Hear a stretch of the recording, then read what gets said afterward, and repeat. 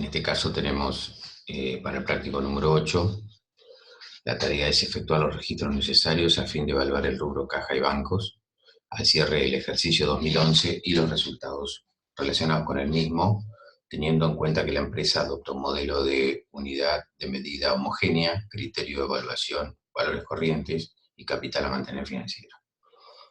Y segundo, pide indicar la posición y evaluación del rubro caja y bancos al 31 de diciembre del 2011 y los resultados relacionados luego de los ajustes que corresponden.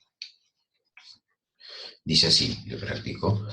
La empresa Sole se dedica a la comercialización de bienes. Al cierre de su segundo ejercicio económico que opera el 31/12/2011, el rubro caja y bancos presenta la siguiente composición y magnitud. Fondo fijo en pesos por 1.000 pesos, cuenta corriente en pesos por 12.000 y cuenta corriente en dólares por 30.800. Respecto a esos saldos, a esas cuentas, a esas partidas, se cuenta con la siguiente información. El fondo fijo fue creado el 1 de noviembre del 2011 por 1.000 pesos. Entendemos que ya la creación fue registrada, por consiguiente no tenemos que realizar ningún ajuste en la contabilidad, ¿sí? Luego, en el práctico ustedes verán que hay una planilla del fondo fijo en pesos donde es como si fuera un mayor que se lleva de la cuenta, donde está desde la fecha de la creación y después cada gasto que se fue haciendo. Tiene gastos de papelería el 5 del 11 por 180 pesos, tiene gastos de franqueo por 100 pesos el 20 del 11, tiene gastos de combustible el 10 del 12 por 170 pesos y tiene agasajo de representación el 28 del 12 por 150 pesos. A su vez, dice que al cierre, bueno, en principio tenemos eso. El fondo fijo, según dice el práctico, al final del párrafo, se repone una vez disminuido como mínimo el 80% de su valor de origen. ¿Qué significa esto? Que hasta que no se llegue al 80% del total del fondo fijo, no se rinde y por consiguiente no se hacen las registraciones correspondientes de imputar los gastos que se hicieron con el fondo fijo. En este caso, el fondo fijo fue creado el 1 de noviembre, se llega al cierre del ejercicio el 31 de diciembre sin haber alcanzado el monto estipulado para su reposición. Por lo que nos encontramos con una planilla donde están una serie de gastos y a su vez, cuando hacemos el arqueo del fondo fijo, se encuentran los siguientes documentos. Hay un vale interno en concepto de gastos a rendir por la suma de 100 pesos, hay un ticket de librería, de la librería Tinta Roja por la suma de 30 pesos, hay billetes dañados por valor de 5 pesos, hay billetes y hay un recuento físico de billetes en condiciones de circular por 255 pesos. El fondo fijo, si tuviera un faltante o billetes dañados, la empresa no se hace cargo del fondo fijo, sino que las diferencias las asume el responsable. Normalmente esto ocurre así, ya que los responsables de manejar dinero les pagan una proporción extra por temas que podrían ocurrir por temas de faltante. Por consiguiente, es responsabilidad exclusiva de quien maneja el fondo fijo de ver si acepta o tiene billetes dañados que no sirven y obviamente de velar del cuidado del fondo fijo en su totalidad. Bien, vamos a la parte que nos corresponde. Como ustedes saben, el fondo fijo tiene 3 momentos especiales dentro de la contabilidad. Uno es la formación, la creación del fondo fijo. En este caso fue el 1 de noviembre y entendemos que ya fue registrada. ¿Qué hizo la empresa el 1 de noviembre? ¿O qué hizo seguramente para que nos aparezca con un saldo de 1.000 pesos en el fondo fijo al cierre? la empresa creó el fondo fijo contra la cuenta bancos y habrá hecho un asiento que diga fondo fijo a bancos, cuenta corriente por 1.000 pesos. Bien, ¿qué tenemos que hacer? Estamos valuando al cierre el fondo fijo y tenemos que dejarlo valuado por su valor real, ¿sí? Es decir, fue creado por 1.000, pero hay gastos que se hicieron que no están registrados. Por consiguiente, de la planilla de fondo fijo sacamos la primera registración con fecha 31 de diciembre del 2011, donde apropiamos, imputamos los gastos de librería y papelería por 180 pesos, los gastos de franqueo y encomienda por 100 pesos, los gastos de combustible por 170, los gastos de agasajo y representación por 150, contra el fondo fijo, 600 pesos gastados.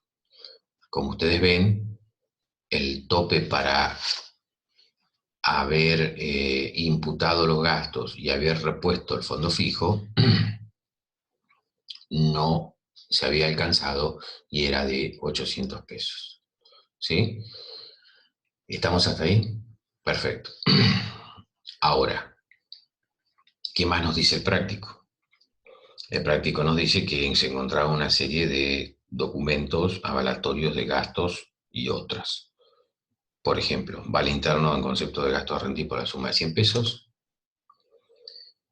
un ticket de la librería por la suma de 5, ¿sí?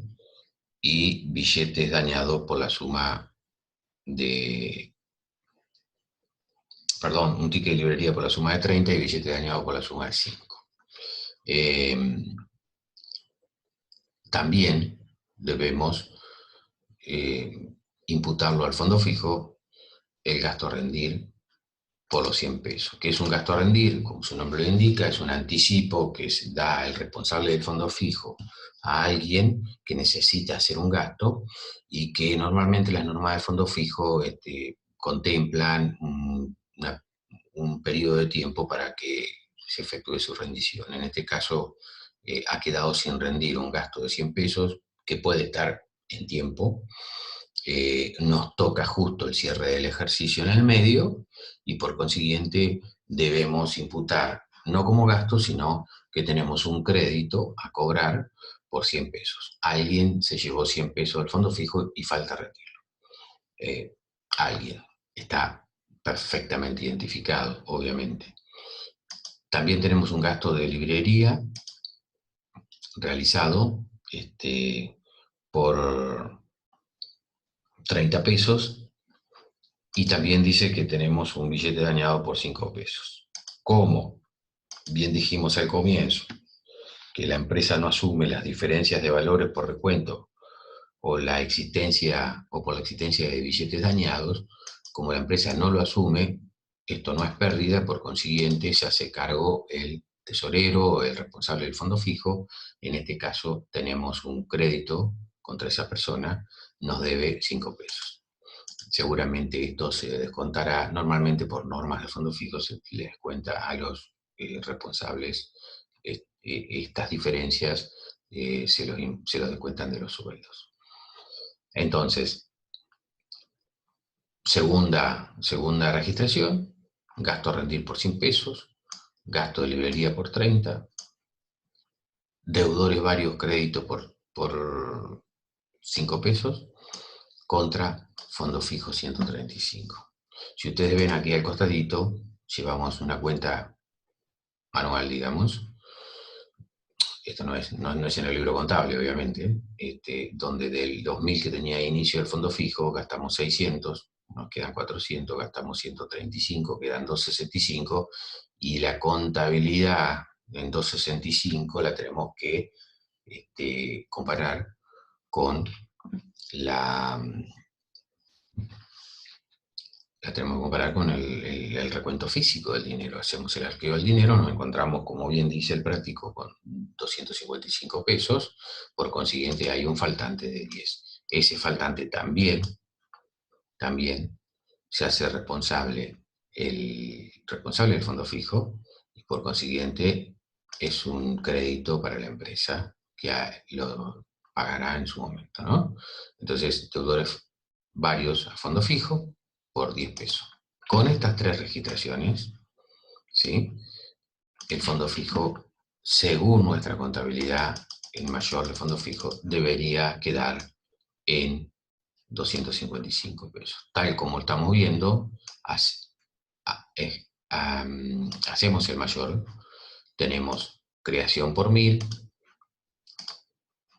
primer asiento por 600, segundo asiento de ajuste por 135 y último asiento de ajuste por 10 pesos, con lo cual nos queda perfectamente el fondo fijo valuado en 255 y coincide con el arqueo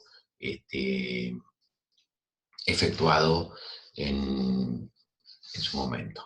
¿De acuerdo? Bien.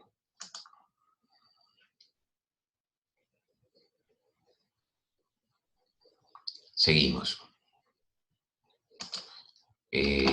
Ahora vamos a pasar a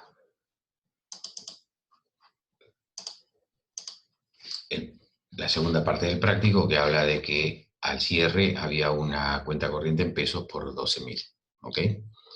Segunda parte del práctico.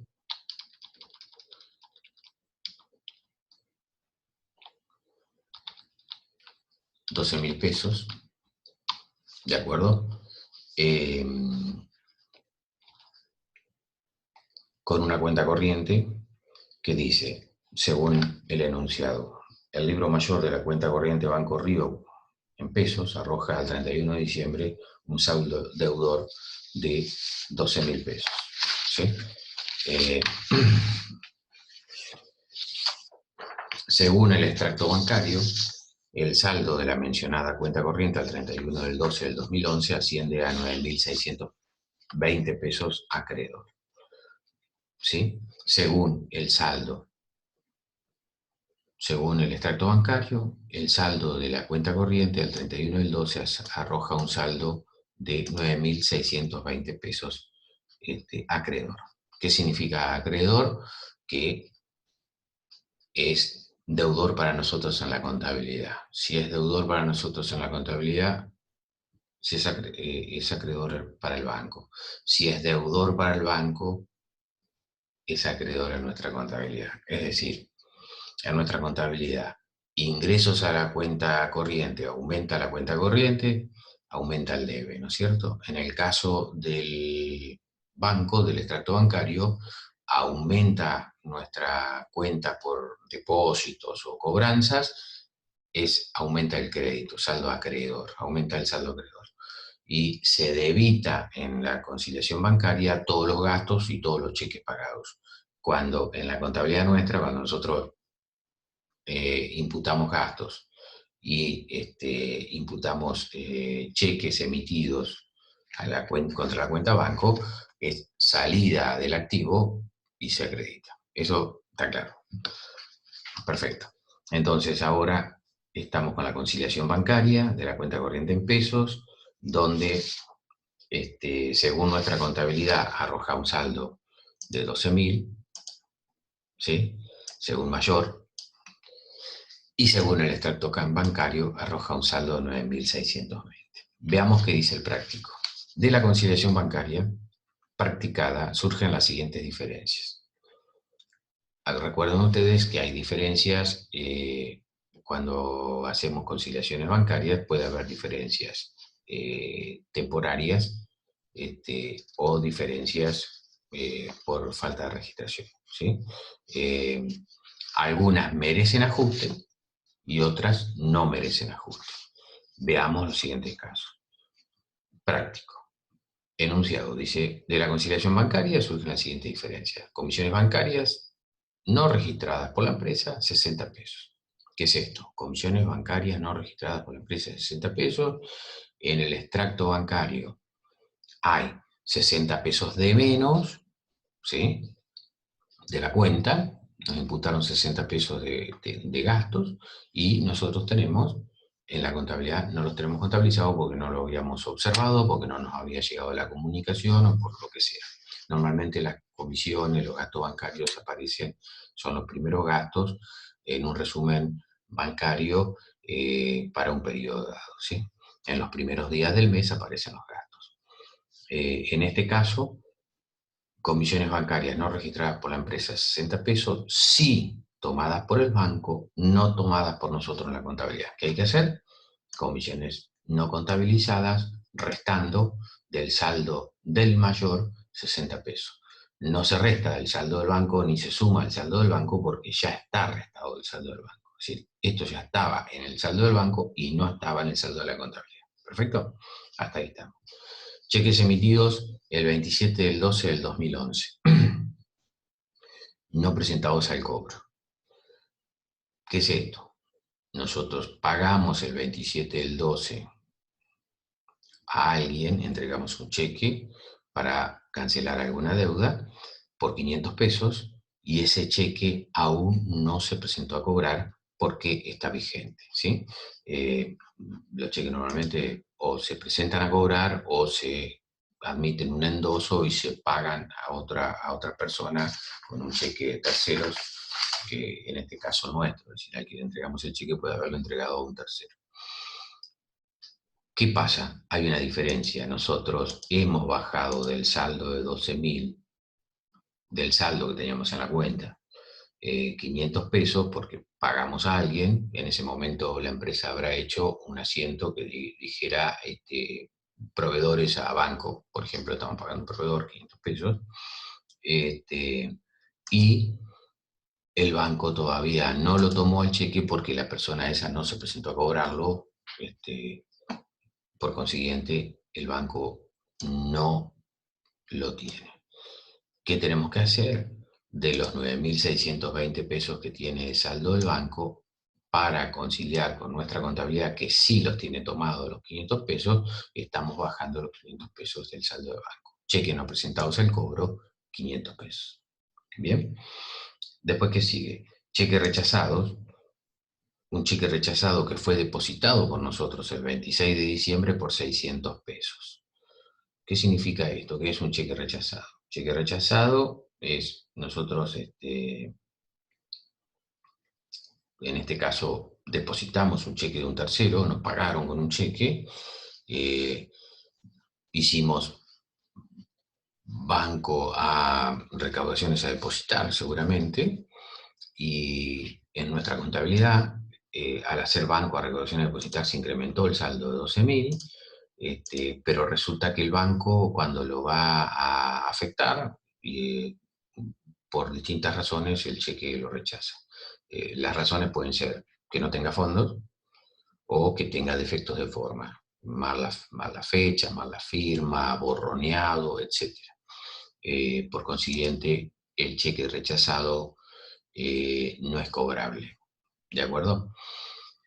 Nos viene rechazado el cheque y por consiguiente, si nosotros habíamos cancelado una deuda, como bien les dije, hicimos banco a recaudaciones a depositar porque previamente hubiéramos hecho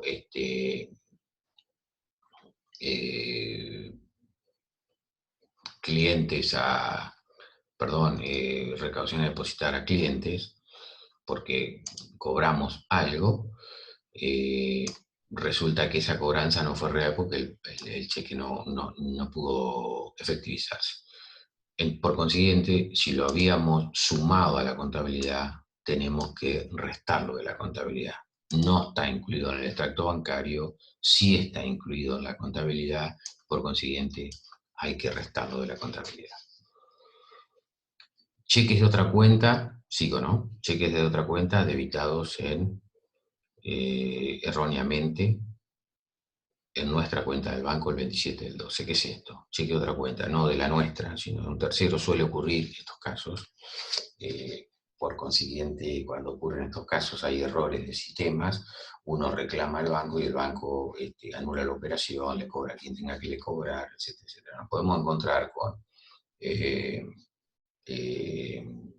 que nos debiten cheques de otra persona o que nos acrediten un depósito de otra persona. Esto puede ocurrir, por consiguiente hay que corregirlo. Solamente con reclamar ante el banco se corrige sencillamente.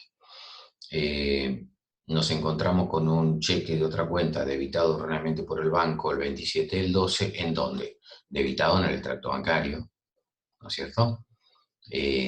No tiene nada que ver con el saldo, nosotros ni nos enteramos de eso, por consiguiente, cheques debitados erróneamente, 420 pesos, si se debitó es porque se restó del saldo bancario, hay que volver a sumarlo porque no corresponde a nosotros. Eso el banco lo arreglará y en algún momento este saldo pasará de 9.620 a 9.000, a 10.040 si sumamos los 420 pesos acá. ¿Ok?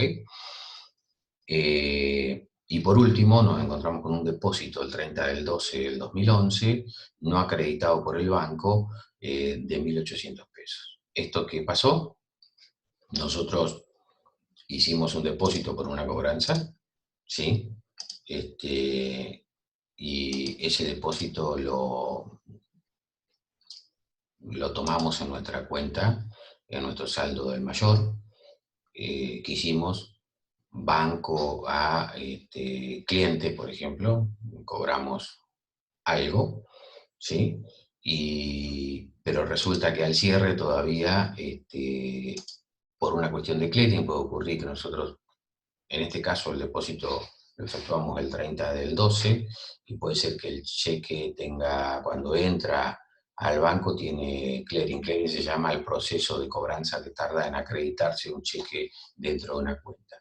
¿Por qué? Porque si es un cheque de la misma plaza, en este caso, supongamos de La Plata, tiene 24 horas. Si es un cheque del mismo banco, tiene un plazo inmediato. Si es un cheque de otro banco o de una plaza distinta, tiene un clearing de 48 horas y en algunos casos de distancias más grandes tiene un clearing de 72 horas. ¿Qué significa esto? Que nosotros depositamos un cheque hoy y puede ser que lo tengamos visto y acreditado en nuestra cuenta hoy a la noche, mañana o pasado. Esto es así.